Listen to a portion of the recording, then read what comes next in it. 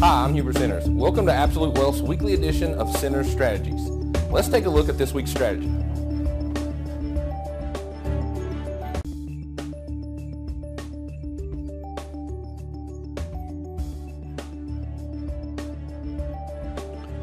In this week's strategy, we're going to discuss the proper use and management of stops. Now, hopefully you are using stop losses. If you're not using stop losses, you're probably experiencing quite a bit of pain. So make sure that you are using stop losses. It's a good idea to always have them.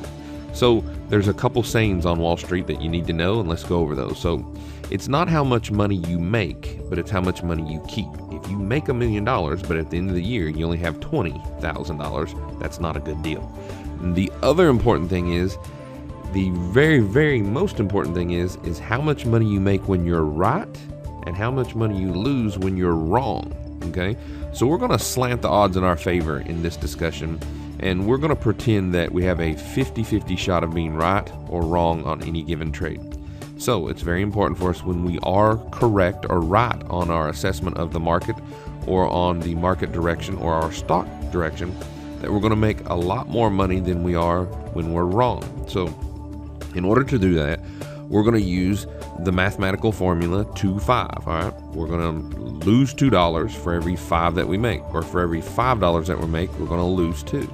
So what you're going to do is you're going to place the average true range on your chart. Really, really simple. Almost all charting packages have them average true range.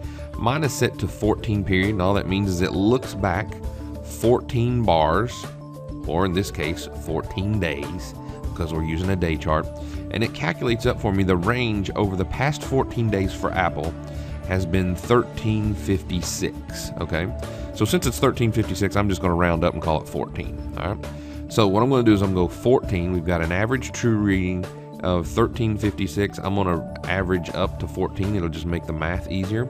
And then I'm going to go the ATR times 2. So our ATR is 1350. We rounded up to 14.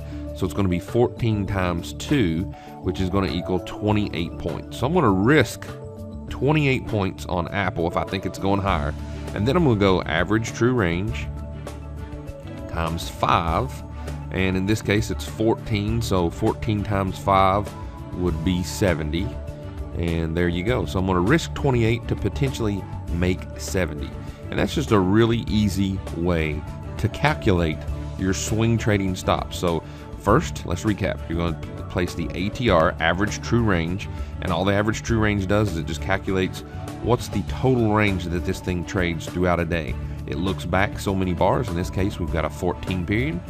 After you've got your average true range, then you can do that times 2 as your stop and then times 5 as your target.